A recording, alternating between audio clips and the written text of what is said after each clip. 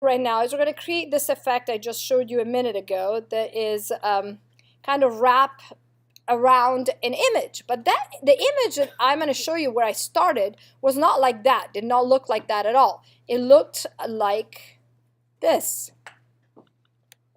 Like this. So first and foremost, what I need to do is I need to go in Photoshop, and I'm going to show you the Photoshop file, and I need to create a selection. So I went into this Photoshop file and I selected around my little fellow right here. So I went and I did something that wasn't that even accurate because I wanted to just demo how to do that effect in InDesign. So I wasn't necessarily that concerned about having a perfectly accurate selection. But what I would like you to do is go in and make your selection. And the way I made it, and you can do whatever you want, is just go with a simple polygonal lasso and go all around my figure.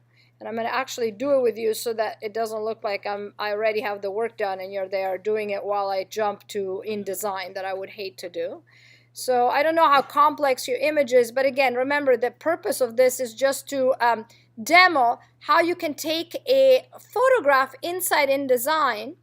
And because that photo in Photoshop had a alpha channel, means you create an alpha channel in Photoshop, what you do is you're going to make InDesign recognize that alpha channel as a clipping path so that you can go and basically create a text box and wrap that text around the clipping path. So as you can see, I'm just going really fairly quickly here and not being too worried. Another thing you should know that is beautiful between InDesign and Illustrator and Photoshop, they're all siblings. They like each other a lot, right? So if somehow you create a selection here and then it's not that good of a selection and you go in InDesign and you do this clipping path, InDesign is going to still allow you to go in and edit that clipping path to reveal less or more of the pixels that you might have cut out. So it's kind of sweet that InDesign, being that is a companion, as I said, a sibling of Photoshop, it still allows you to go in and edit something that you actually did in Photoshop. That is what we're doing right now, just going and creating a selection. So I'm going in and selecting all around my little man. And I hope you're doing the same with the image you found on Google Images. And so that we can jump together into InDesign, I can show you how to create a full bleed and then how to find a clipping path in this image through the channel you saved and make that text wrap around this image. So that's ultimately the goal, and I'm almost there. That is great. Little patience, right? So there it is, and here and here.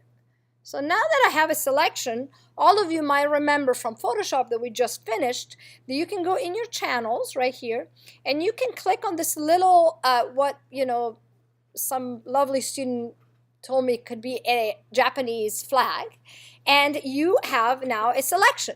Now, in this case, it's called Alpha 2 because I already had Alpha 1. In your case, you probably just have Alpha 1. That is fine. It's actually better to possibly have 1, but you'll see how in InDesign I can even choose which alpha channel becomes my clipping path. So I can even leave these 2 in there.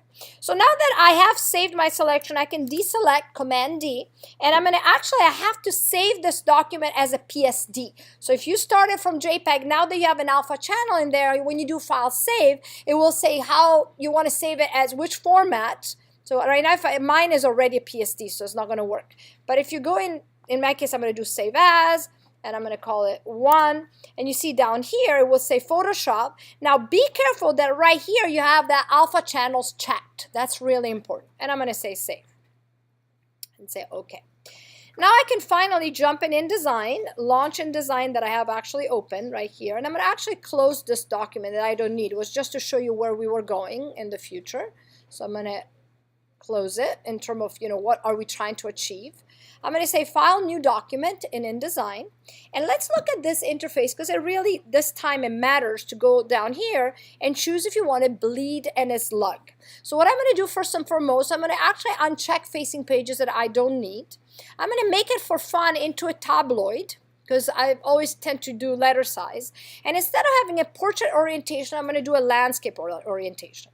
So I have a tabloid, uncheck facing pages is for print, is a landscape orientation, and down here I can say, hey, look, I need a 0.125 inches.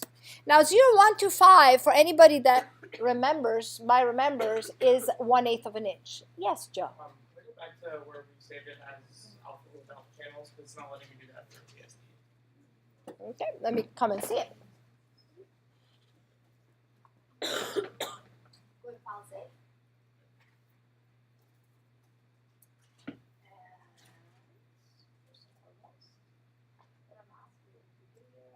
Stop the recording because I cannot post anything that takes too long. So I'm going to do it in 2